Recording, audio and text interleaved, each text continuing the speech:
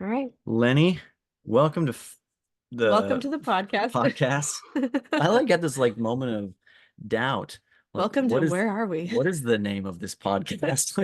It's the because I was at Film and Family, That which is the name. is the name. But we have changed We've it changed the name a before. couple times. Well, now that we all are agreed that we are on the podcast called by its name, which is Film and Family. Welcome, Lenny. Thanks. So you're based out of Utah, Yep. and you directed a film recently called Permafrost, which we'll get into, and released it. And we're going to talk about your distribution journey as well as your filmmaking journey. But first, before all that, I'd love to get a little background on your early filmmaking journey. So did you always want to make movies, and where did this all come from? So I didn't always want to make movies.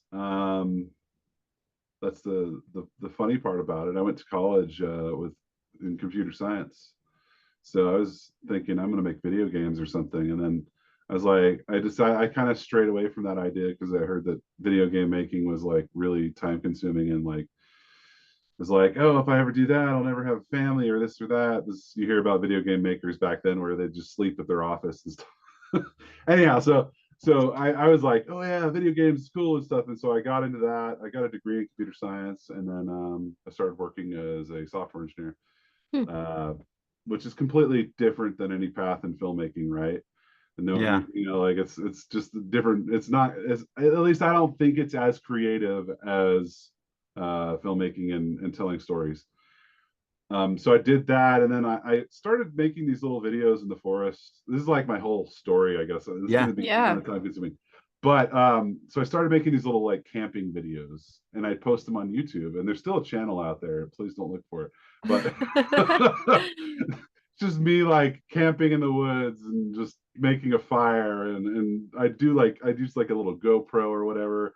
It was like really shoddy filmmaking, and trust me when I say that, it was shoddy. And so I was doing that for the longest, like for the little while, and I found that I really enjoyed it. My editing was horrible back then, though. Like I'd have these really long takes of like, just like, why would anyone watch this? And then I started. I was like, well, this is really fun, and I started playing with After Effects after that. So it kind of was like me dipping my feet into filmmaking, and then I started doing After Effects, lightsaber effects and stuff, like fun things that people want to play with when they're first like getting into that, and they get all excited, Right. like, yeah, I can make a lightsaber. Yeah. So I did that, and like none of those videos are online anymore. I had some really ridiculous videos I made. They're still on YouTube, but they're all like private now. Yeah, yeah, And so I did that, and I started taking an acting class with a local Jim Stevens. His class was like Actors Anonymous, AA, which it was, AA for actors. And yeah, so I started taking that, and I think I really like acting because it's a form of storytelling from the actor's point of view. And I did that for a while, and then I was like, well, I want to make a film. And I had a friend who was an actor, and so I was like, there's a little short film, directed this thing. Um, and that kind of was, I guess, where I was like, okay, I really like doing this, and I felt like I was pretty good at it too. Um, I knew I wasn't making like really horrible stuff at that time, and it was post-apocalyptic, and that's kind of like what I really enjoy watching. And so that's kind of a lot of my stuff has been post-apocalyptic, and I have done some stuff that's like not so post-apocalyptic, but it's just, yeah, I'm just drawn to that genre because it's the storytelling I like doing. I think also having a world where things aren't normal allows you to take more extreme measures on circumstances with different characters. And in a normal world, sometimes there's logic that says that doesn't make sense. And so hmm from that standpoint, I think I enjoy doing the post-apocalyptic thing. And so that's kind of where I started doing these short films. I'm trying to like not be like super verbose and just say so much that you're just like, wow, No. kind of No, this is vomiting good. all of this. But that's kind of getting And into. so, sorry, do you have any questions? Oh, I was just saying that's kind of leading into this, like, does that lead straight into your first feature, or did you do a lot more shorts after that? No, so I did a good amount of shorts. There's actually a series of videos called WROL on YouTube, on the channel, my YouTube channel. Mm-hmm. And that's where I kind of like was making these shorts, and one of them got like 300,000 views, and another one got like a million. Like, it was almost to a million views now, but it was closer to 700,000 it got. So I had a little bit of success with those, and it was still me just like dabbling and trying things. And I'm still trying things, honestly. Like as a filmmaker, you're always learning. So like I just did 2 shorts. It was like January, like December, January. I think I shot 2 things, and I released them. Like 2 months after shooting them. So just recently there was one that was released as well. But I shot these 2 shorts with the idea of I want to try out these new lenses. I just want to do something with like some choreographed fight scenes. And I've done fight scenes before, but it's like it's so much to learn in that like realm. To go into a feature and start putting that out there, like putting fight stuff in there, is really complicated, I feel like. So I do short films more as like a playground. It's like, let's test this out. And I've kind of come to the conclusion it's almost impossible to make money off of short films. And so like a lot of the time it's friends of mine from class. I'll do an acting class on Thursdays, and a lot of my friends will be there that are actors. And so it's like, hey, you want to make a short film? Let's go and do this. And like a lot of them are totally down to do it, because it's usually quality stuff and people can use it on their reels and stuff like that. So kind of saves me of having to spend money to learn something new, and at the same time they get some. It's a trade. Yeah. I think at the phase that you're at as a filmmaker, you kind of sometimes have to do that. Like you have to trade for different things. You can't always be paying 100-200 bucks a day, because you may not have the budget for it. But you still want to be able to be creative and learn these things. And so like why have that be the reason that you didn't do it? Yeah. So I'm curious, this whole time as you've been experimenting and delving into acting and film, are you working a day job? How are Oh you yeah. paying the bills? Like, Yeah, so I was working my day job. I took a year off. I was honestly like, I really want to do this. I really want to do this. And, me being naive, I was like, I'm going to do this and do this full time. And so I stopped my day job. I literally quit. I was like, hey guys, I'm done. Like I quit my job, which is stupid, because it's like, okay, you're not going to get any unemployment. Like funding is cut off completely. So, and money is important to a degree when you want to do this stuff, because you got to live. You got to have. I mean, you have bills. It's just part of life. yeah. So I did that for a year, and I kind of lived off my savings and stuff. And then I was like, I'm getting less done while I'm doing this than when I was working my job. So I was like, no, I need to work a job so I can get more done, just because I think that like if you don't have that funding, it slows you down quite a bit. But also you're just, I don't know what it is, but for me personally, it just slowed me down. And so working the day job keeps me on the hustle. I know it's a lot more work, but it just keeps you way more active, and like you're working for your dream, and you're not like, I feel like my burnout is in my day job, but I'm like, I love this stuff so much that like the there's that driving force to go and do it, and like and try harder to make it happen, and actually get your dream of making that as your career. So, like, I want to dig into that a hair, just because I think it's really interesting. Like, do you feel like the lack of productivity was coming from a place of like you were spending time trying to raise finances because you were worried about money, or was it like a discouragement that kind of hit now that you were doing film full time for a year?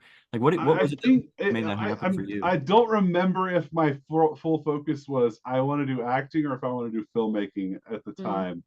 And it might have been like, oh, I want to do the acting thing. So I was auditioning, I was doing my stuff. But like anyone who's been an actor knows it's like it's very sparse when you hit like you get a role. It's like you put in, I don't know, 100 auditions and maybe like 10 of those will actually lead to something or a callback or whatever, and then five maybe. That would be high. Yeah, like a It's yeah. a really, I forget what the ratios are, but like the amount of bookings you get as an actor compared to the amount of auditions you do is crazy. I think it's like 60 to 1 or Is something. it 60 to 1? That's Okay. what some big actor said. It was like for every 64 auditions, she got a role or something. But Yeah. she was a bigger actress. And those aren't even like and- necessarily big roles. It might even be like Yeah, it'd be a decent, one-liners. good commercial, you know? Yeah. Like, It'd okay. be like you'd get like that day player role, you know, that like, which that can't float you. So I mean, like that's where the job is really important because Yeah. Mhm. that's what floats you. The other stuff is your passion. It's like what you want to do. And as soon as you can do that full time, then you can say goodbye to the job. But I think until you're funding, like how much you're making from that passion, you can't just drop that day job and say, hey, I'm gonna do this. Yeah. Otherwise, you're just going to be that starving actor, starving filmmaker for the longest time, and you're going to hate life because you can't enjoy it without, I don't know, just the ability to live in society, which requires money. Yeah. Yeah. So how did we wake up one day and say permafrost?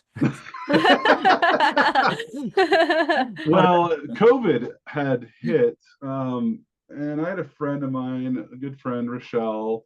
She was in class as well, and she was like, "I really, I would want to see you in this story." And she had this idea, which was basically this guy that saves this little girl, and that was like her idea for a story.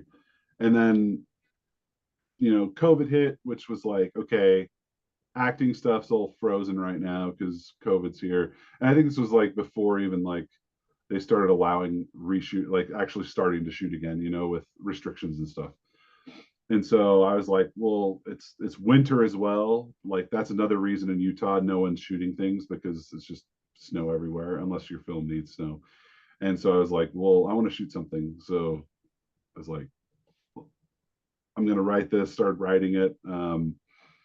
And post-apocalyptic sort of just went into that. My creativity of that, I like kind of flowed into it because I think originally her idea was like kind of more modern. It was like some guy saved, like a military guy saved this kid, um some car wreck where her parents died or something, and I forget exactly what the details of her original idea were, but I was like, I had like this, I had like some dream about bounty hunters and stuff, and I had probably been watching Mandalorian. There's a lot of things that like influenced my storytelling unconsciously or subconsciously, whatever you want to call it.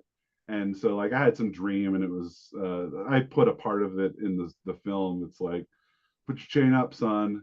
And it's one of the things the characters in the story says to him. And so the characters didn't have this, like the bounty hunters have like a big old fat chain with this hammer on it. And so that's kind of what that was referring to. But yeah, so like now I'm like going down a rabbit hole, but like basically a lot of like ideas and things kind of got put in that story, wrote it, and then we started shooting it. I think it was around December or so, because I had some time off from work, and so I spent like a week or two just shooting stuff that only required myself, so I could get a really small crew out to shoot this. So you just need your DP and a sound person, and that's more or less all you need to shoot a lot of it. So when I could, I was like, okay, I'm free. I can get friends who are free as well. Let's go shoot this. And we'd go and shoot a bunch of different little things that needed to be shot. And then for the days that we needed more actors, we still kept really small crew. And like most of the time, people were paid if it was a good friend or whatever or whatnot. We would do trade, or like it's like, oh, I owe you one. But most of the time, it was like I was paying the DP, I was paying the AC, I was paying actor to come out. Depending on the actor, obviously, because some actors, like I said, they're just really good friends, and so they come out and do it because they want to help out and make the film happen. Which always grateful for that. And that's like from an indie place that's coming from. I know if you have a budget, obviously you want to pay everyone on set. But when Right. you don't have a Right. budget, you kind of like have to do something to make your dream project happen. And so Yeah. So if we get into some logistics here, like what did that look like from ideation to script to green light? Did you guys start with zero and just kind of like trickle the dollars in, or did you like save up some money, or did you I raise some think money? so. There was like, okay, so there's always a little bit of money that I'd have, and over the time that we shot it, it was enough to pay whoever needed to come on set and perform. Hmm. Obviously, at the end of the year, you have your taxes, and if you get money back, it's kind of nice, And so some of the time that money was very helpful to help finance it as well. Like that's just Tax it took, return, yeah. yeah. So like there would be like that. Like it was 2 years when we were actually just still shooting. So I mean, kind of like two tax returns, but it's winters that we're shooting, so those Yeah. go over during tax season and get a little bit back. So yeah, by no means did we have like a huge budget. We were under. I'll say we were under 50,000. Let's just say Conservatively, on the yeah. lower end, which just is a very indie budget, and I think anyone can kind of agree to that. Because people shoot short films on the budget we had Yeah, for Yeah. for way more Well, and sometimes. Yeah. all the best filmmakers start making a feature with a super, super low budget. Like right. there's very rare exceptions, So but many most of them examples. that's their history. If you go back and look, they all made, Yep. Christopher Nolan made Following for 6K. And 6 to 9. I hear the number floating differently, and like Rodriguez Oh, yeah. was 7K well, and they're like trying to famously, translate it to today's. and then none of it translates well because it's like, what is that in today's dollars? Yeah, Right. The point it's is, all it's way super low. cheap. It's out of their pocket kind of Even stuff. Yeah. Chloe Zhao is a good example of someone more recently making Modern. 2 films for probably both under 50K. Like they were very cheap. Mhm. And yeah, that's kind of where permafrost came about. We did not have any kind of big budget. It was kind of just a lot of passionate people who came together and took words into an actual movie. I will say my day job did help a little bit in terms of like we shot on a Komodo, red Komodo, and I was able to purchase one of those because of my day job. Um, and then lenses, I picked up some iron glass lenses. If you're familiar with those, they're Yeah. Ukraine. And like at the time, they were still kind of like unknowns. They hadn't been used by Batman, because I know there's like a couple scenes where Batman used the iron glass lenses. Yeah. And then Dune just recently used them as well.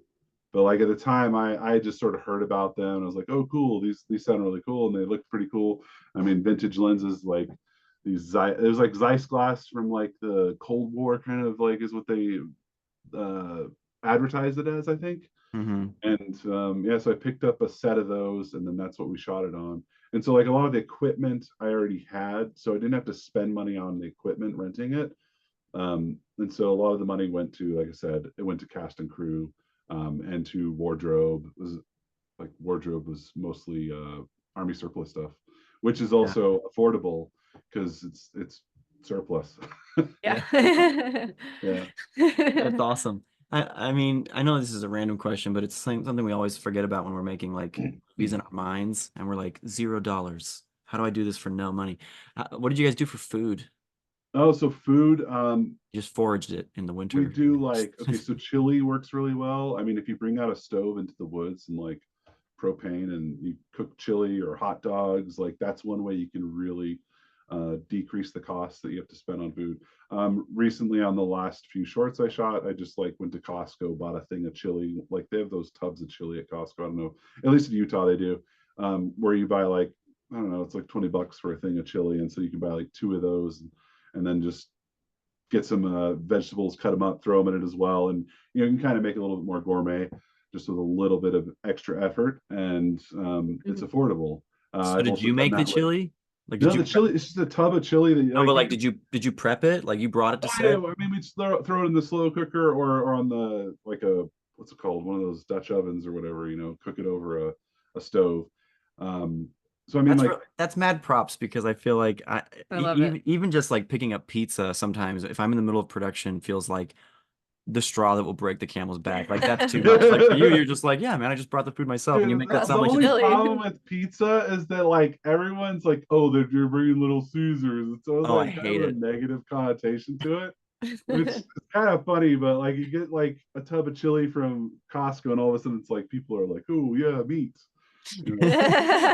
I mean, that's if they're not vegan, obviously, but you Yeah. know, yeah. I mean, Costco, I think could be you if you do it right, you can get something for cheap, food wise, because So that you does did get provide expensive. food for your actors on set, Yep, we had and it food was on set. chili It most was days chili. or every I'm day. trying to remember. We had hot dogs one day. I think we did burgers another day. It was just like, just you get things that are you can cook over a Camping barbecue stove. that's hooked up to a propane, and like you can take that wherever you need it. And we Cool. shot a lot of stuff in just the middle of the woods, so it's like I the love that hardest thing was simplicity. bathrooms, honestly. Yeah. Well, those are things to consider when you're making, Right. because we worked on a movie that never actually happened, but it hadn't happened yet. But it's a Uh-huh. post-apocalyptic in the woods kind of thing. But that is like, where are people gonna go to the bathroom? Yep. Where are they If gonna park? you Where are have they to gonna? do overnights, how do you sleep? Where do you Yep.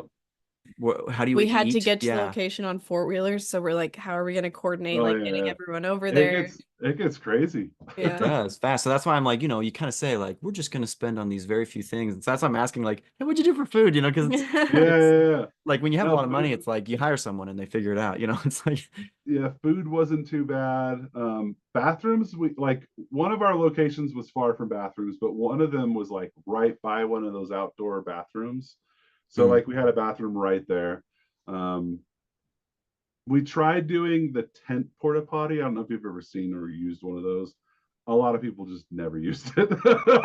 Like people were not down with going in there and doing their business. But yeah, the most of the times that we had the actual bathroom there, it was nice because it was cold outside. So I mean, yeah, those are an actual building, so it's like somewhat warmer.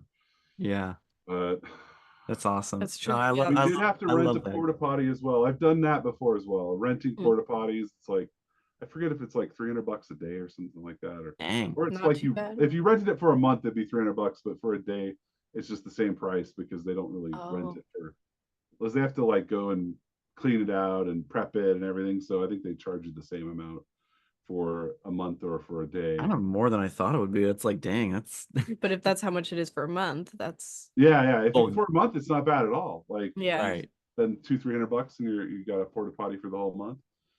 Yeah, yeah, yeah, yeah. Yeah, one of our locations required it because they were like, "Oh, we don't have a bathroom on the grounds." Mm. We had like there was like a cave in one of the scenes, and it was on this haunted house location, and the location was cheap. Like they didn't charge us much to shoot there, but to get the porta potty, it cost more. So like, oh, well, we need that, so okay, let's get it. But That's funny. That's funny. So this is your first feature, yeah, permafrost. And so I'm curious to know, like, what were your goals with this? Was it just like, I'm gonna have made a movie, or was it like, I really want to make my money back on this, or was it like, I don't know, I want to get discovered with this, or like, what was your it thought? was mostly I want to tell the story. That was like my drive. It was not thoughts of I'm going to make big bucks on this. There's always that thought like maybe you can, but like realistically, there was no expectation of that for me. Um, it was mostly I want to tell this story, and the acting part. I kind of looked at a few different actors. It wasn't like, oh, I'm gonna make this so I can be the lead in it. It was not that, because when it came down to it, I was like, I'm fully available, and if I get a different actor, I don't know how, their availability, and that's also a really big problem with shooting with actors, is what's their availability. And some actors, you're like, oh, this person's perfect for the role, and then you find out that they're just not available ever, and you're like, well, what gives? Like, it kind of sucks. So having myself in the lead role, like the person who needs to be most available, I'm available. And the little girl who was the second person that's needing to be most available, Rochelle was the mother, and she was totally excited for her daughter to be in that, and she was available whenever we needed her. So yeah, when you're shooting something that's low budget, you know, you have to kind of get people who are passionate, that they're like, yeah, I'm in this, let's do this, because otherwise you're going to take like, probably would have taken us longer than 3 years to do this thing. But Yeah. Yeah. So that was the other thing I was going to ask, was like, you shot over 2 winters, and then how long did post take? post was a year because I was working, and I want to say that that probably was kind of the negative, is that when you're working you get exhausted, and then it's like you got to come home and do some editing. I'm at a computer all day, and it's like come home to a computer and do more. It's like, oh man. Not the most exciting thing to do. At least if you're like going out and shooting, then it's different, you know. You're on set, you're with people, you're having fun. When you're Mm-hmm. at a computer, it's just, I don't know. So if that's like, if all I did was edit and I didn't have the day job, it would be easier. But there's like a little bit of that, I think, what is it, attrition, or you get tired of just being at a computer all day, and it's like you come home and have to do that more. It's like, oh, but No, yeah. I feel you there. I mean, you got us beat. Your post was much faster than ours, but the Oh, was it? oh, ours took 3 years almost till. It was so quick that we filmed it, and that kind of we shot ourselves in the foot with that, and then it took yeah, Oh, like 3 years to Yeah, edit. we were script fast, green light fast, was shot. was it you guys editing, or was it someone else? We brought, so Both, Danielle yeah. Thompson Bova did a lot of editing with us, but we started and finished the editing process ourselves, and so it was a Okay. lot of weeks of us Yeah, just making it. it's not easy, and I think the other thing is like when you watch it so much, like at some point it makes it hard also to see what needs to change. And I did bring in other fellow filmmakers that are friends of mine, and I'd be like, hey, can you come over, come watch, you know, the edit? And they were super helpful and nice, and came out and like participated and gave good feedback that like went into the final product. Mm-hmm. Yeah. And I think that's important. Kind of just having that open mind, and collaborating with other filmmakers. Uh, and I also hear that, like, you know, a lot of these big Hollywood studio guys, they do the same thing with friends of theirs.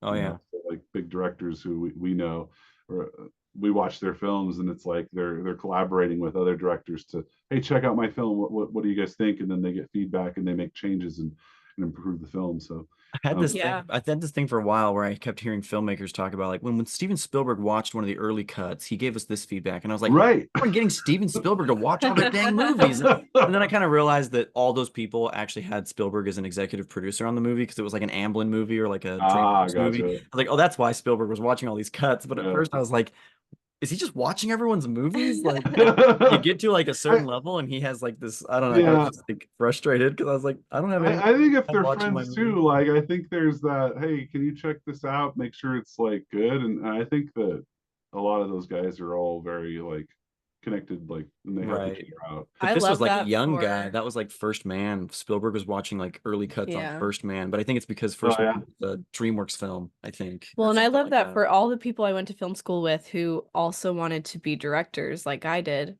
And it's Hmm. like, well, we're never going to work on the same project together because we want to do the same role. And Right. then I realized that we can still work together Yep. actually a lot because we're trading feedback on each other's screenplays and edits, and Hmm. there is that collaboration still, Well, which and is Ann and I fun. are huge believers in testing, testing, testing, Yeah. testing. And what we got really good at on The Loved and Lost, our first feature, was testing the edit. But what we wish we'd gotten that good at, what we've learned, is test the script like that. Like, have everyone you know that you Oh, trust read that script and test it and test it and test it until you feel yeah. I think good after about you make that. your first feature, you realize the importance of the script. Yeah. Like that's the same thing I've kind of realized with mine, is I'm like, yeah, I need to come up with a story that's like, I think permafrost is fun. I look back at it and I'm like, it's very character driven, the story. There isn't a whole lot of plot there other than like this guy saves this girl. That's like the plot.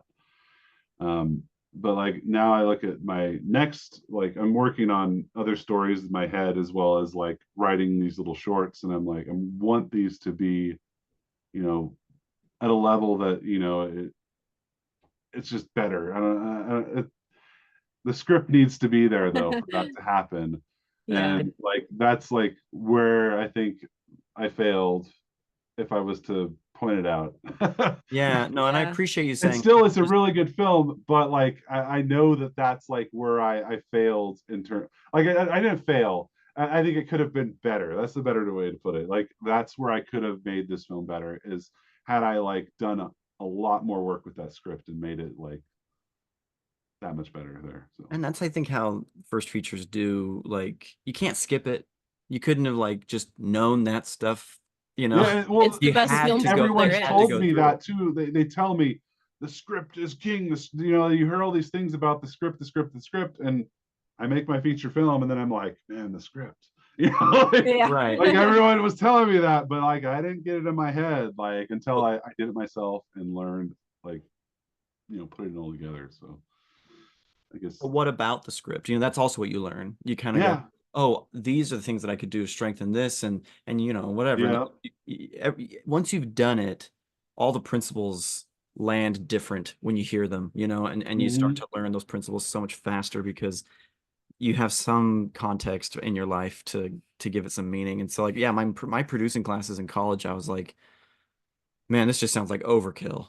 And yeah, then when I started making stuff, I was like, Oh, over and actually, over again, I was like, plans do fall through, and people oh, do, you know, now I know need why we do backups. that paperwork and why we write those things and why we hire that person. And like all this stuff started to make sense where I was like, before it was like, I don't know. But then I've also been able to see like, well, then here's how you can save money and here's how you can break some rules. But like, And yeah. sometimes it's but not what needs to necessary. And get done and why and what is it? Yeah. So I want to talk, let's pivot into so when did you release the film and how did you approach releasing it? Because you have this movie, it's done now. Did you have Hmm. like a plan on the forefront where you were like, I know how I'm going to release this, or did you kind of finish the movie and say, okay, now I need to figure out what to do with this thing? Um, I think before I finished it, I was trying to figure out the best plan for distribution, trying to get it out there. I know how to get it onto Amazon. I mean, I'm pretty sure like most people who get to that point of making their feature film, they know how to get it onto Amazon with Amazon Direct. Not necessarily the best way to do it, but like everyone can do that. It's there. You know, it's just a process and making sure you upload the right stuff and right sizes of posters or whatever. But um, I think I had heard of Film Hub from a friend, and I had told a friend about it who had already done some feature films. He had put his on there, and he had a good experience with it. And he was like, "Hey, this is actually not that bad. Like, this is pretty good." So I heard from him, and so I was kind of like, "Okay, this is my backup plan. This is where I'm going with this. If I can't find any other place to put it out there and get distribution." So I think I had talked to a few distributors, but I, I, I just didn't get the right response with them. I don't know what the reason was. Um, Anyhow, it came down to, okay, Film Hub's the way I want to do it. Like I said, that my friend had given me a lot of good advice, and I felt like I wasn't going to get like cheated out of money or any of that, because you hear all these stories about like going with a distributor and then like they end up making you pay for stuff that, yeah. you know, instead of getting any money for your film. So they're the ones that make all the money off of it. And so I was like, okay, well, let's do this. And we did it. Any other questions about that before I start going into Film Hub and stuff, I guess? I don't think so. I think, yeah, I'm just curious to know, like, maybe for those who don't know, like, what is Film Hub and how do you manage, how did you manage your film and basically what was your experience Yeah. there? So they're like an aggregate, is what they call it, I think. An aggregator? An aggregator, yeah. And I think but they're different. They're also like a distributor. So it's like a distributor slash aggregator, because they kind of have a sales team that pitches your film to various platforms. They get new platforms on there as well that want to start up a streaming service. And a lot of times you get licensed immediately by those. Um, and so I think there's like, just pop this up real quick. Mhm. So like right now we have 17 different channels, is what they're called, for distribution, where, oh, actually 16, where permafrost is at, and some of them are just uh, I don't know, some random one here and there, like called Autumn Titus, popped up on the 28th. And I was like, what's that? And I go and look it up, and I'm like, I have no idea, never heard of this. So some of them are like that, but then there's like, I mean, you get on YouTube Movies and TV free with ads, which is like YouTube's channel has 181 million subscribers, and so you get onto a platform like that, and it's eyes on your film, you know, when you have that many subscribers. Amazon is honestly one of the coolest, I think, so far, like in terms of earning some money back. Hmm. Okay, so before I go in, but Film Hub is like, yeah, it's like an aggregator. My experience with them has been positive. You kind of you can't take a proactive approach with them though. I feel like you're one fish of many uh, as part of Film Hub. So I know when you put it out there, you're like, it's your baby and you want to like put all this effort towards, you know, getting it to every channel possible. And you want to like tell the person who's in charge, like your manager, to send it to all the people. And why is it not on here? Why is it not on here? And like, I think with Film Hub, you kind of just have to put it there and you have to trust in the process. And if you have a product that is good, uh, it should float on its own. That's not to say that you're not going to put any effort. The effort you're going to have to put in is more like marketing, which is nothing that has to do with Film Hub. And we can talk about marketing after Film Hub, though. But Or with it, yeah. yeah, so Film Hub, like, I think they're cool, and there's not a whole lot of great places to go. Like, there's indie, I think it's Indie Rights, is it, or Indie something? Yeah, indie film rights. Yeah. Indie Film. There's another one that's like supposedly decent in terms of like you're actually going to make some money off your film, and um, I think I don't know too. I haven't got anything on there, so I won't say anything. But Film Hub, like you have like a performance, basically like there's different schedules for each platform you're on, and so you end up getting earnings back sometimes weekly or sometimes every 30 days, and so you see the earnings, but then like you don't get paid out until sometimes 90 days, Mm. and so yeah, it's pretty visible. I think in terms of visibility, like seeing how much your film's making it's really hard, honestly. Um, Depending on some platforms, because like Tubi, they're really consistent. Every week you see your number come back, boom, Mm. boom, boom. It's like, oh, I made $400 this week. Oh, I made $200 this week. You know, they're always there every week. Amazon, for some reason, and I'm like going into details on this already. Hopefully Oh, everyone No, knows this this. is it's helpful. great. No, Yeah. this is really good. Okay. So Amazon, like sometimes you'll go 3 weeks with no report, even though their expectations is to have one every week. And Mm. so how do you market your film when you don't get a number to back up the market spending? And that's like one of the hardest things that I've been trying to like I think that's where I made the mistake with with permafrost is Mm. like put it out there. It was doing super well. Um, like it was making 1,300 a week, which that's to some people it's like, oh, it's really good, especially with the amount we were spending. But um, we still haven't made back our money for the film. We're Yeah. still red, and that's because like at some point Amazon, I don't know if it's the algorithm or what it is, or if like there's a reset that happens every single month or something.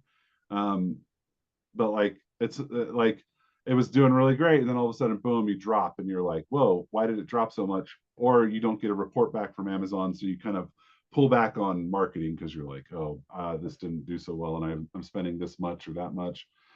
Um, so Amazon can be finicky, but like I think consistently, like I'm spending $5 a day marketing on Amazon, which is like $35 a week. So, but I still don't sometimes get to see a number, Mm. which can be frustrating because you're like, is it working? Especially with your first one, like, is this helping it? And there's other platforms like Apple. I put, I don't know, 200 something bucks into it and it didn't do anything to it. Mm. And so like the algorithm there is just, I don't know if like it doesn't get help from or just people don't want to buy Apple who are on Facebook, because all you do Facebook. See, So you're doing some this gets Facebook crazy. ads. Like I Yeah. don't want to lose everyone, but like there's Facebook ads, there's Google ads, there's Amazon ads, which are like on their own app. Mm-hmm. And I tried all three of those. Mm. And I think Amazon, the Amazon like app ads can help, but they're really expensive. Mm. And the reason they can help is because it, in a way, is like when someone's on the app and it has a banner that has your film, it gives you credibility in a way that like people are like, oh, what's that? You know, so that way if the thumbnail pops up or is suggested to them, they saw that big ad, and I think in a way it gave it credibility, so that they're like, oh, let's check that out. So you get a, you're gonna get an easier click from it, I think. But again, this is just me basing it off of like, I don't have like solid evidence to say it does help, but like the cheapest you can spend on Amazon ads is like $100, I think, a week, or 100, Mm. something like that, a week. Yeah. And that gets expensive, especially for an indie filmmaker, you know. Yeah. But I know Facebook ads, I'm pretty sure that's like one of the solidest places you can spend money. Mm. The results with Amazon and Facebook for me have been good. I'm still waiting on numbers for this whole month, because I started like playing with I was throwing $100 on Saturdays at it to see what would happen. And I Mm. was seeing like pretty good changes in my numbers. And then like Amazon reports stopped coming in. And I was like, Oh, what do I yeah. do? And the last time that happened, I kind of stopped spending on it. And then the thing just sort of fizzled out. So I'm still spending $5 a day and doing the $100 on Saturdays in hopes that the next number that comes in is, you know, a positive, like a really good number, because I've been consistent with it. Um, but again, it's just kind of like, I don't know. Marketing is expensive, but it's necessary, and it's kind of what gets your film in front of eyes. Yeah. And if you didn't do it, then you're just kind of letting your all that time and money and everything you spent.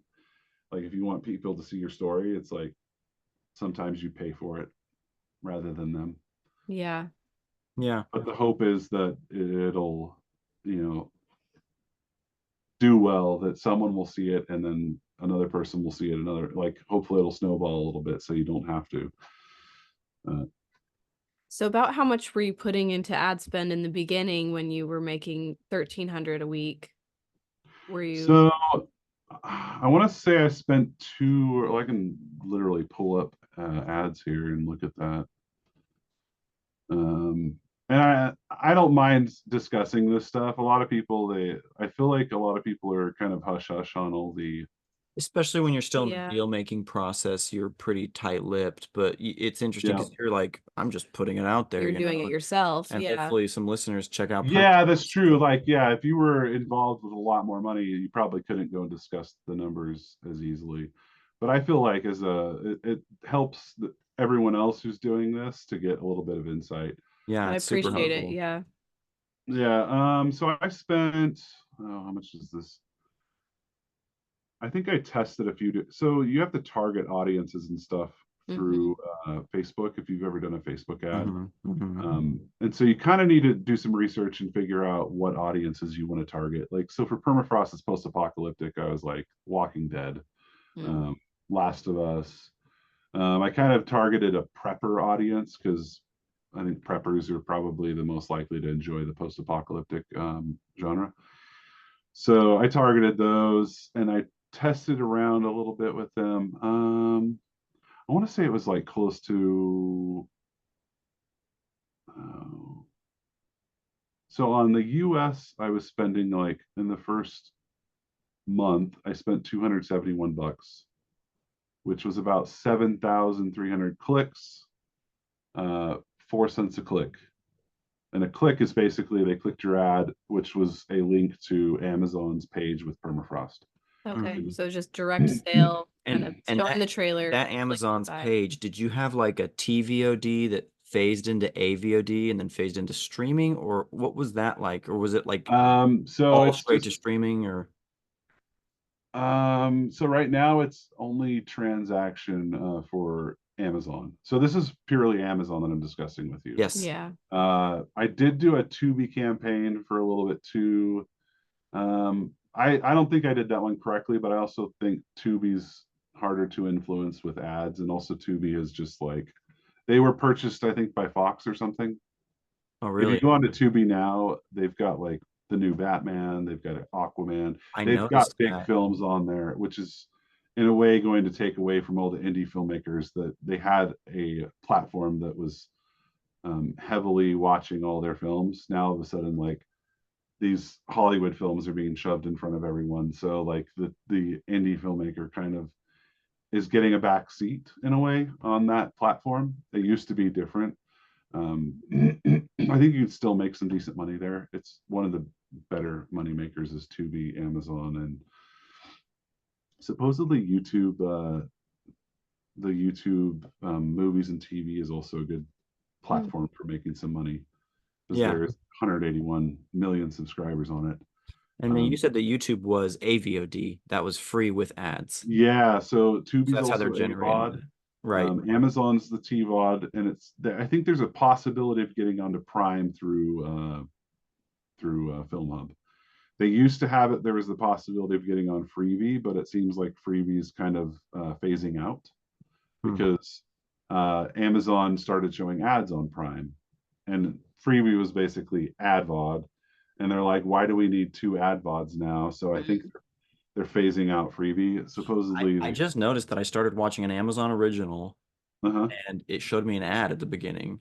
Yeah, I was like watching with my son and I was like, why are there ads? And I was looking at it, I was like, it didn't even say free with ads. It just said free with Prime.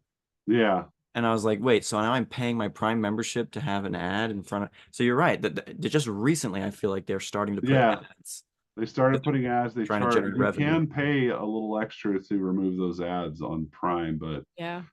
I think they're just realizing why do we need this other freebie that they purchased. I'm pretty sure they bought it Mm. thinking like, oh, let's get on the ad VOD platform as well, and they're like, why don't we just put it on Prime?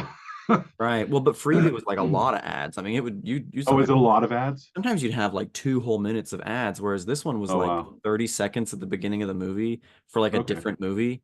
And then it Yeah. was pretty much ad free from I haven't finished the movie yet. So I'll Mm. see if ads jump back in. But like I Yeah. remember my son and I watched The Great Escape. Long movie, right? Like 3 hours. Uh-huh.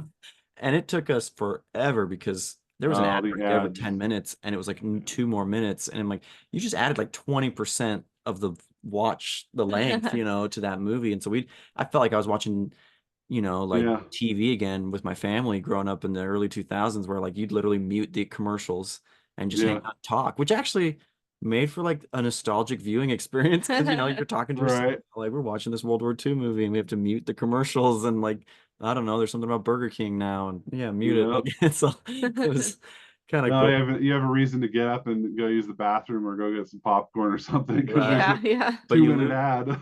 you lose that like Yeah, that like literally. So I released that short film, and on YouTube you can choose where you want your ads. And I was like, there was an ad right in the middle, and I was like, I don't want that there because like it breaks up that the whole uh like feel and everything you bring them to like buy into. If you throw an ad right in the middle, you're going to cause like a I don't know, like a cut in that, Yeah. like they lose that, and all of a sudden they're coming back, and then like if it's a super emotional scene or something, if the ad pops in there, you're just like people are going to be totally really knocked off if like yep. knocked off kilter when they go from like, oh, it's like super emotional, and then all of a sudden, oh, buy this whatever pharmaceutical product or whatever, and then they come back in and it's like, oh, someone crying or whatever. You're like, okay, yeah, I don't think they're going to be in the emotional mood for this now after that ad. So Right. I removed the Interrupts ad from the it. middle, and I just was like, ad at the beginning and end, boom. Like, yeah, but ads in a way, I think they do that. They kind of ruin your film a little bit. It's interesting. So I know a lot of people are worried about when they're releasing their film and it comes out on AVOD or AVOD. How do you even say Mhm. it? AVOD or AVOD. AVOD or AVOD. Yeah. and it's still transactional in some places. Did you feel like that less people were buying it because it was available for No, ads? a lot of people have that thought, and the so there's actually some Facebook groups. I don't know if you guys are part of them. There's like distribution ones and stuff like that where they talk Mm. about this stuff. Because some people are like, oh, I don't want my film on YouTube. Like then it's just gonna take away from all these other platforms. And the most people believe is that each platform is almost like its own ecosystem. So people who are on Amazon buying their films and watching their films there, they will buy and watch their films there, even if it's on YouTube, because they're not like, I mean, some people may like go and Google it and like look up the film and be like, oh, can I watch it for free? Which that's fine. And then there's also people who don't want to watch ads, which those people exist, Yeah. and they don't want to have to like to see any kind of like ads, and I kind of prefer it that way too. And they'll buy it on Amazon because they don't want to have to experience that. Amazon is also like at least HD, or yeah, the least amount I think is HD on Amazon. Mm. Don't quote me on that. So like you can get like 1080 quality or 4K or whatever, but like Tubi is 720, so your quality degrades a little bit being on an ad VOD because they're just not looking to Well, and it's I know I'm a rare person, but I literally like if I really want to see a movie, I will go see it in theaters. And if I yes. really passionately loved that movie, I will buy it on Blu-ray. And everyone says discs are dead. Maybe they are for all economic and like intents, you know. Yeah, well, I still buy them, and Nolan is still pushing yeah, Blu-rays, you know. So yeah, discs. Like, I feel like there's probably become a resurgence in people wanting to buy discs because on streaming platforms, people pull them down and they put up a new one quite often too. I think Yeah. you still have it in your purchases, but I don't know. At some point, like, what if they just decide, oh, we can take it down whenever we want, even if you bought it? Then it's like, now my discs are gold because like you can't take my disc away from me. well, and we lost The Sound of Music for like a few months. It was You couldn't buy gone. it It anywhere wasn't except Oh, streaming. used. It really? wasn't streaming on Disney Plus anymore. You couldn't buy it on it. You couldn't even buy a disc on Amazon hardly. We had to Uh-huh. find a used copy. Was it used Wow. or It was it was, yeah, there they were was only selling used. we found Sometimes them they're new, but they were like Yeah. basically like selling it thrift used. Yeah. sold. Yeah, but it was in the plastic still. We found a copy on Amazon somewhere and we had Mhm. it was but it was like not through a retailer. It was through like some random thing. And we got Yeah. our hands on that because we were like, oh my gosh, What's happening? the government Yeah. is silencing they're Yeah, censoring Sound of there's Music out some of the movies that culture. just get removed. It's weird. Like I had the same experience with a movie called The Grand Canyon with Danny Glover in it. Hmm. Mm. I remember when I was younger, like I really liked that movie. It was cool. Like it had like some really cool moments in it, and I couldn't find it on streaming, and I was like, what the heck? So I had to like find it on Amazon, purchase the DVD, and so like Wait for yeah, it to some of the stuff come. just Yeah. isn't available, and I don't Yeah. know what the reason is. Maybe they just don't want to distribute it, or Well, and like even now Disney owns Criterion now, I think, and so they started oh, editing movies on Criterion, oh, which is like antithetical to the whole idea of what Criterion does, which is preserves movies the exact way they were. And so now people are like buying those discs too because they're like, you oh, can't yeah, edit the French Connection, but they're editing scenes out of the French Connection when you stream yeah. Criterion, and so there are disc lovers, and I'm still one of them. The only way you can get like the Atmos mix of The Creator, which Mhm. is a brand new movie, is to get the 4K Blu-ray. So we bought the 4K Oh, okay. Blu-ray so that we could get the Atmos mix because you can't get it Yeah. anywhere else, like streaming or otherwise. So Yeah, that's the other thing with streaming. Like, how do you get the versions that are like for surround sound and like these different theater systems when it's yeah. like a streaming? I mean, Right. Amazon Yeah. how do you Amazon get will that? Oh, like Amazon will tell you for like a very limited, usually Amazon Originals, they'll say Yeah. like this is an HDR Atmos, like super great thing, Right. and it'll look pretty good if you have good internet, but like I've always just feared that Uh, like but what if I want like the best version of this movie from the 50s? Like yeah. Amazon's not going to take care of that, so I'm going to buy like the Criterion version because they remastered it in 4K or whatever, and Uh, you've got like this 70s the Black Stallion that yeah. the director helped Criterion right. remaster and put it on Blu-ray. And so anyway, that So was a can we, huge yeah, tangent. I going back. apologize. Yeah. No, you're fine. Where were we at? So I just wanted to ask a few more questions about your experience. Do you feel like, because I know you said you were considering doing Amazon Direct and then you decided to go with Film Hub. Do you I feel like it's knew worth Amazon it? Direct was available, but I was already in my, I was thinking, Oh, oh, I'm okay. gonna definitely go Film Hub. I wasn't sure, I guess, for Amazon if I was doing Direct or Film Hub for it, because I'd heard two things, but then Yeah. like I kind of decided let's do Film Hub. So Film Hub has been worth it to you, even though they take a cut. Yeah, I they feel like take a it's worth cut. that. I think it's what is it? 20, 20% or something. is it 20 or 30%? I forget. I think it's 20, Okay. 20%. Yeah. Amazon's still taking 50% from there. So I Yeah, I mean, was gonna say the platform probably takes it. Do you Platforms see that also. on your numbers too? You can see what the you don't platform's get to taking. see that. The visibility, that's the biggest thing I'd complain about is Mm, visibility on like your numbers. It just, you don't get that from streaming platforms. They don't give it to you. It's not Film Hub's fault. It's like I said, Amazon sometimes doesn't report for a month or two, and you're just like the mm, movie's out there, but how do I know if it's like performing? Do you have any interesting. way of knowing how many people approximately have seen permafrost? Like, do you know, like, oh, at least 10,000 or maybe a million or 12, you know? No, It's like, there is like, I mean, you could take your number and like calculate dollars because like it's, I think it's the rental. Well, I mean, even that doesn't even with work. AVOD, is there any way of knowing? Like, They don't give you those either. Yeah, Tubi did not give me any numbers on that, and like, Mhm. and the amount that you get per view is really hard to figure out as well because like how much is that ad worth versus this ad? Like clients are paying different amounts, I think, for some ads, and so So are you running separate ads for each platform? Like some ads targeting because like the people link I that did, like I takes you did. to Amazon? Amazon, the link At the takes you to. point that I'm at right now, my Tubi is like really throttled down, and I think it's partially due to the fact that Tubi is kind of converting to more of a Hollywood, you know, place to watch Mhm. Hollywood films. It used to be like mostly indie films. It was just Yeah. every indie film got on there. But like where that's at now, like I think it was like $20 the last thing I made for the Mm, last week, and so I kind of was like, well, it's not even worth running much of an ad for it. So yeah. I've kind of just removed my ads for that.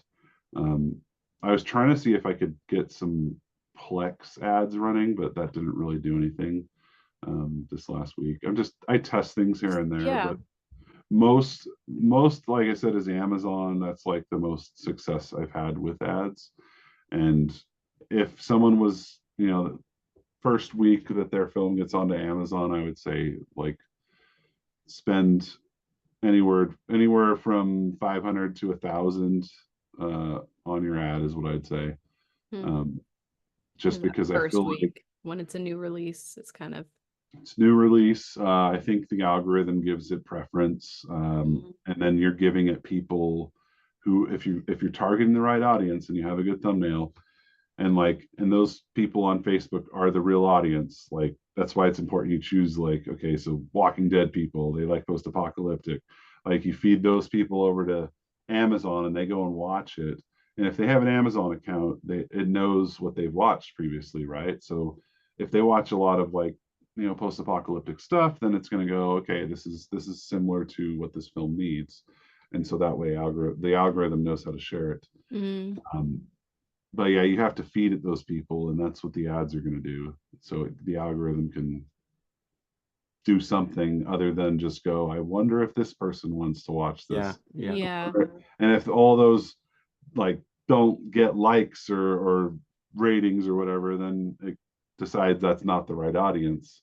Well, if I go and give it 1,000 people who are both all watching The Walking Dead or something, and like let's say 700 like it, the algorithm's going to know, okay, this is probably the audience for it. So Mm, then I don't have to put as much money towards it. So that first week, I haven't tested this, so like technically my advice may be wrong, but I spent $271 and it worked pretty well just off of that. mm, Um, and I had a friend. He didn't. He had two films he released, and they went to Amazon, but he didn't do any spending on them, and they didn't really perform all that well. yeah. So if you just put it out there and don't spend a lot of money on it, you're probably not going to get much. But if you're gonna if you want to, it in a way it feels like a gamble But I mean, like, you put all that time to make the film, like, you might as well do that. Like, see if Well, it yeah. applies, you know, If give it people don't wings. know it exists, like the chances of them seeing it are very low. So by Yeah. marketing, you give them that choice. So that's where my number comes from, the 500 to 1,000. That if I did another film, I'd probably spend 1,000 just on the first week of marketing, Mm, because I know that Amazon's going to do something with that, and Yeah. it's yeah.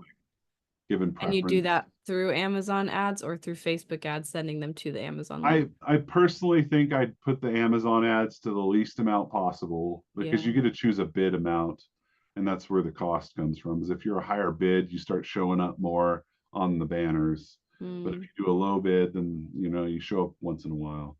yeah. But at least it will give a little bit of, like, like I said, A little bit some for clout. the right people. Yeah. Yeah. So I think if that first month running the Amazon ads probably really beneficial, but after that it might slow down because I don't know, people maybe have seen it enough, or something to that effect.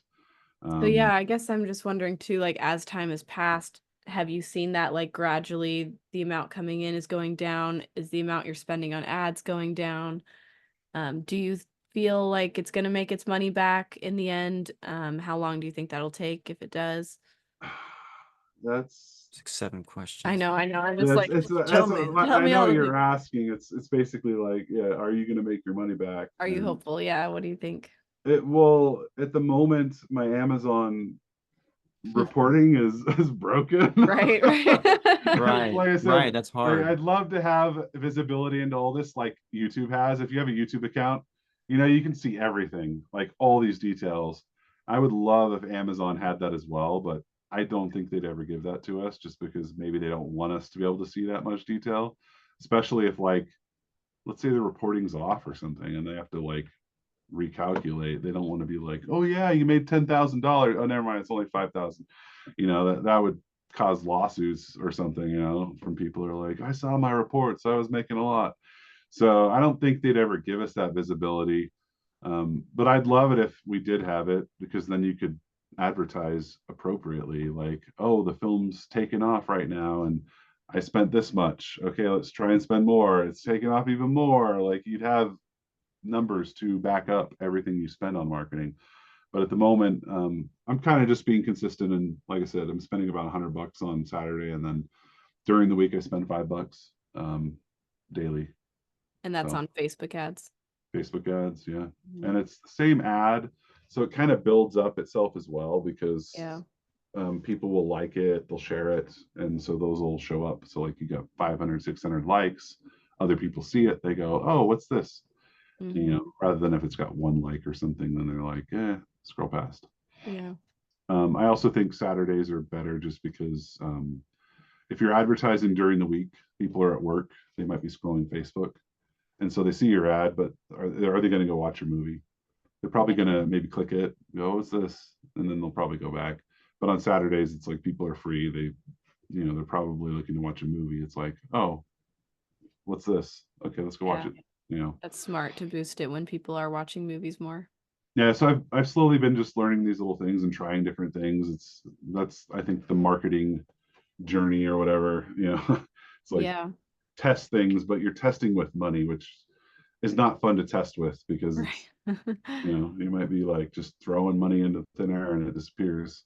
But it's education no matter what. Oh And yeah, it's like education. Yeah. especially with a first film, like you're learning this business and Yep. gaining valuable experience. So I love that about your approach, that you're kind of like, let's try this, let's try these ads, let's yeah, just figure Yeah. out what works. And then on your next one, you'll know a little better how to go into it. and that's the value Right. of making a living while you're doing this, is that you're not like, Yeah, that's I where the could job is eat or I important. could buy this ad, it's like Yeah, it's yeah, like yeah. That's the other thing. If you have a job and you're producing a film, it's like, oh, now I have an income to throw at marketing on this film. If you're an indie filmmaker, so it's like you can continuously advertise your film and try and put it out there so that hopefully it takes off. But So I want to wrap this up because I think we need to wrap up, but Yeah. really quick, maybe two things that you would do differently. I know we've talked a lot about everything you've learned, but two things that pop up in your mind that you would do differently. And then after that, your three favorite movies right now. So first the things you do differently, and then your three favorite. okay, so first of all, script. I think that's like one thing I totally do better if I was to do another one, which I am going to do another one. And then marketing would be the other thing. I feel like I know how to shoot a film, and I know how to like create a feeling and you know, convey that to the audience really well. If I was to redo my or do another film, I'd work on the script and get that to be like at a place that like I know this is going to have like a overall like I don't know, like it has meaning behind it and all this like better plot and all that stuff. I try and get a perfect script that like I know is going to do well, and then marketing wise, I market better that first month. Honestly, like that's my biggest regret is not marketing enough. Even though when I was like doing this, I'm like, I'm gonna do this right.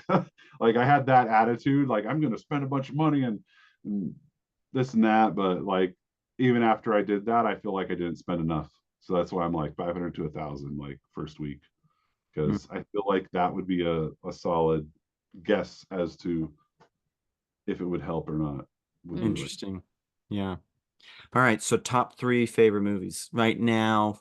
Right I now, know it always changes probably. yeah, it does always change. I really enjoyed. I don't know if you guys seen that film Prospect. No, Pedro Pascal's in it. no. It was I kind think of this I've indie heard of it. film. Give it a watch. That's one of my favorites. It's a sci-fi. It's done really well. I loved how the directors. There's 2 directors for it. They're both friends, and I loved how they like for their approach for the spaceships and stuff was a lot of analog controls. It wasn't digital, you know. It was like you see all these new sci-fis and everything's like a either like some pop-up screen, you know, or this or that, like super futuristic. Theirs were like analog little click, click, click, and like I don't know. They did a lot of work with that, and a lot of their stuff was done in camera. Like I think they had I think one of them or some of their people have mechanical engineering degrees, so they'd like make a lot of their stuff. Hmm. So, but that's one of my favorites. Prospect. I don't know. Heat's really cool.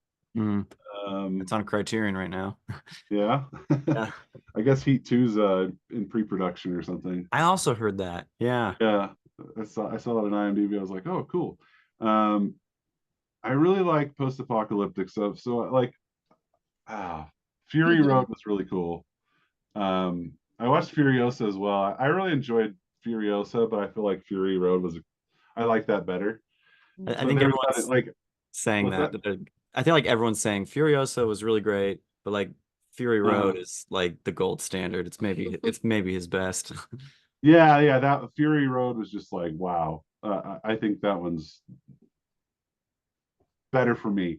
Furiosa is more like it's got like a story to it in a way. Like it just Furiosa or Fury Road is like this 3-hour event of cars exploding and stuff, which is very entertaining too, but it doesn't have like the same kind of storytelling that Furiosa has. Hmm. But I preferred Fury Road. I don't know. I get it though. The time frame that Yeah, he created with this 3 days and 2 nights thing, I think probably added a lot of velocity to that movie. That yeah, the Odyssey of Furiosa was totally yep. different approach, you I know. really like the beginning of Furiosa. I don't know if you guys have seen it yet. I have not seen either of them. Oh, you haven't seen either of them? Oh man. As we But at talked the about beginning of Emily. Furiosa, I just loved how George Miller told that story. It made me want to see a film about her mother because they made that like I felt like her character was such a strong character, like a female strong lead, like strong woman going to save her daughter from these biker dudes. Like that, like I was like, so well, since I made my film about this guy saving this girl, I was like, dude, you could totally make a movie about some mom saving her daughter. And it would like be it's one of those it's like Mandalorian, you know, he's saving the little Yoda Yeah. and like what is it? Lone Wolf and Pup basic Well, and we love genre. George Miller, so we should see it, but Yeah, we we should check haven't him yet. out. I do. My favorite George Miller is probably like Babe. Baby. Enzo's Oil.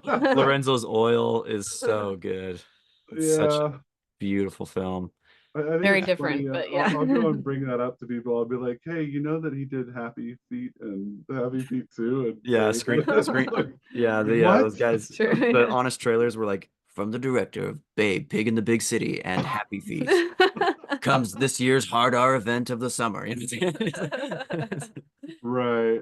just Cool. respect. Anyway, well, thank you so much, Lenny, Yeah, for thanks for having me being on. on and for sharing Sorry if so I just openly. rambled way too No, much. No, it's no, it's perfect. helpful because those are the things that everyone acts like I made this piece of art and the world accepted it and loved it. And it's like, no, like a Dude, ton I of wish people put a ton of effort and a ton of time and learning and money to get this thing out into the world. Like you don't know about a movie unless a team of people brought it to you, you know? and Permafrost had a team. Like it wasn't just me. Yeah. Like there was a whole crew. I mean, if we look at the cast, there was like 39 people in the cast. I mean, the crew, we had like how many DPs because you know they weren't always available. Yeah. We had one that was like kind of the main one, Yvonne, and then there was other backup ones when she wasn't available. So we had like 4, 5 maybe DPs throughout the whole thing, which is kind of not normal. Usually you got one person. But for the most part, the cinematography I felt stayed consistent along the whole thing. Yeah. And that's kind of more of a like my job as a director, you know, is to make sure that my vision's happening here and that everything's consistent. Yeah. So I think I did my job and the DP did Well, their job and I kept them in along what needed to be. But well, and they had 2 DPs on the creator, and that was something that Greg oh, they Fraser did? Greg Fraser DP'd like everything in pre-production, where like he prepped everything and Oh, helped that's right. Okay, develop the yeah. look. So he pre And then Oren Soffer was on set, kind of managing as DP, and they co-DP'd in the end. And like Fraser was a huge fan of it. He was like, I really hope that more studios recognize the value of having multiple DPs and being able to like trust that that can actually still produce like a consistent result. right. Which I thought was fascinating. I still am curious about how exactly they executed that, but I think what you did was similar to like what Chris Nolan did on his first feature, which was Mhm. Shoestring. And he said if they were in town, they were on they were Yeah, on that yeah, weekend, you know. We shot If we weekends. saved enough money to buy some yeah. more A lot of film, our shoots were shoot some weekends. more. Yep. Yeah. Yep. Yeah, we're huge Yeah. fans of weekend filmmaking. Weekend Well, and warrior he feature financed it filmmaking. as he went, so it was Yep. just like as Most money came people in. have jobs is the thing, and that's the other thing I think what gets in the way when you're like, I'm going to do this full time. It's like, oh, I'm working. Oh, I'm working. Okay, I guess we got to shoot in the weekends. So now it's like, why am I not working? Yeah. So yeah, do the weekend filmmaker. It Yeah. works, you know. Well, it's awesome. Okay. Well, awesome. Thanks so much. Yeah, thanks for having me. All right.